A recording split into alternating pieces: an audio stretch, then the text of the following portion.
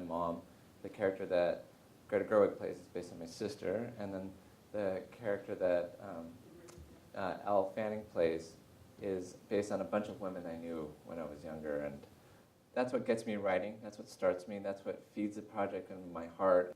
From the beginning, from the time I start to now, it's a transformation into a public statement, into a film that's for people and into like Annette's body and soul and timing, not my mother's. And from our first conversations, we were talking about how this is one version of my version of my mom, and one of my versions of my mom, Right. and the one that you can kind of concretize in a script. And so was that strange, kind of going back?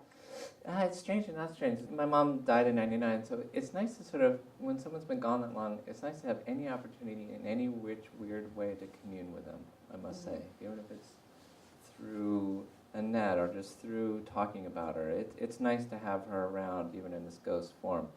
The seeds are all incredibly personal, right?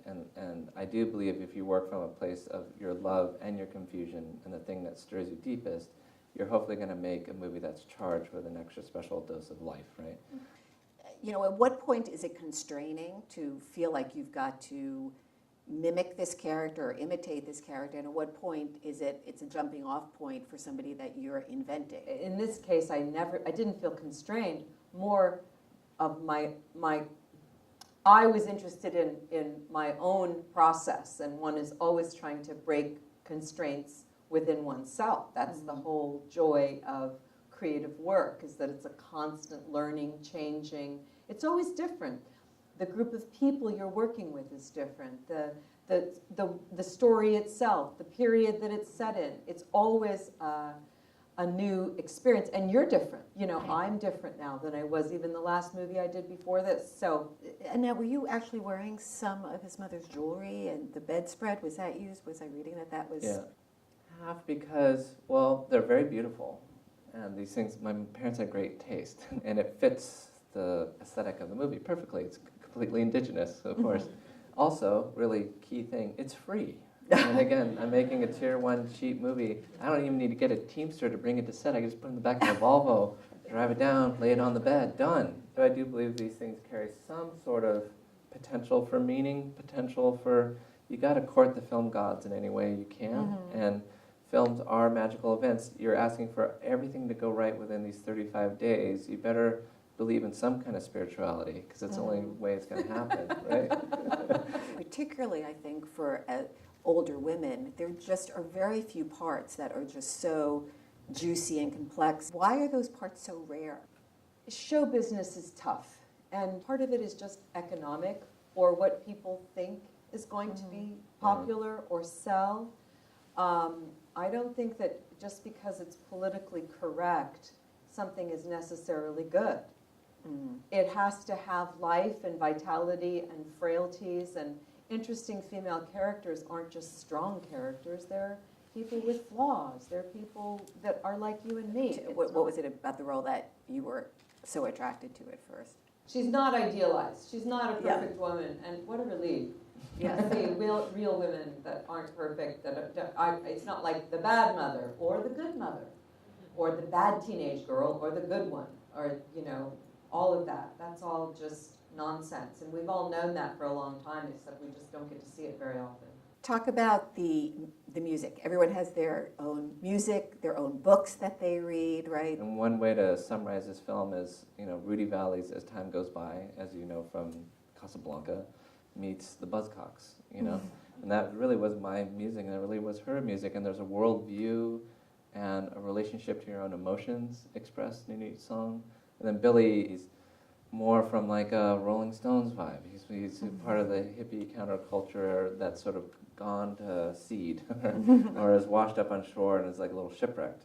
And so often we would have these dance parties as part of our rehearsal process. I love that. And it was a great way for everyone to sort of energetically get to know each other. And we can all talk so much. We all like talking, but the process just stays in your head too much. So trying to find a way to physicalize it. Music is so just the best. It's the best way to transcend the intellect and go right towards the heart of something that cannot be expressed in words. And that's where you live as an actor. You want to find that place that can't be expressed by words. Such an interesting moment where they're watching Jimmy Carter. You have this moment showing a president talking about a crisis of confidence that America is having, and there must be more than materialism. And this was all before the election. Yeah.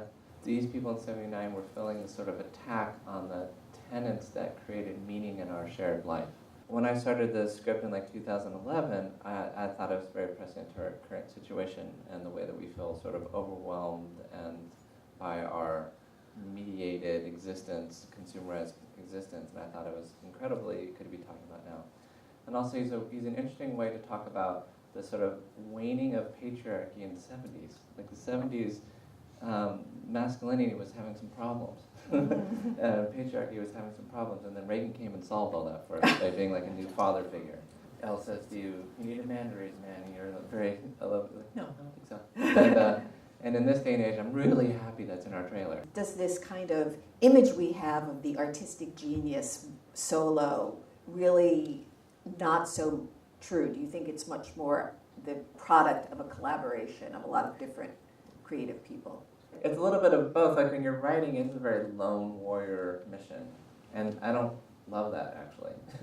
And for me, one of the great joys of my life is film crews and actors and the community that happens on a film set, and trying to involve everybody, and trying that it's so hard. We work so hard together. There's something really beautiful about that. And I'm often sort of a lone wolf person.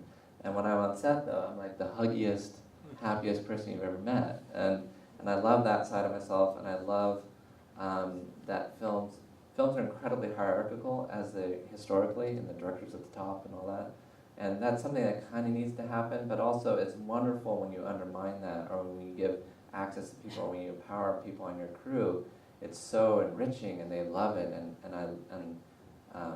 it's one of my favorite things that ever happened to me in my life, is to be a decent human being on a film set. You know, it's just like, it's the funnest thing, right? Yeah. Yeah, and it's camaraderie. It's like you're in the trenches together, and it's kind of like being in a free jazz band together too, for me.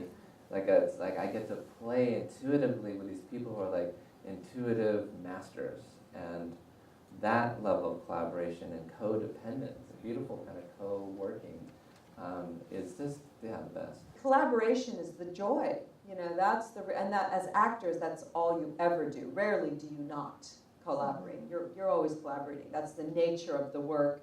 You're thrown together. We do this all the time. It's like that's our job, and we do intimacy. We're supposed to be intimate very quickly, and you know, that's a great privilege. It's a great privilege, and it's very important. You know, it's a real responsibility to try to get things across honestly, because you know, it's tricky to do. It's a challenge, but it's a joy. It's the best.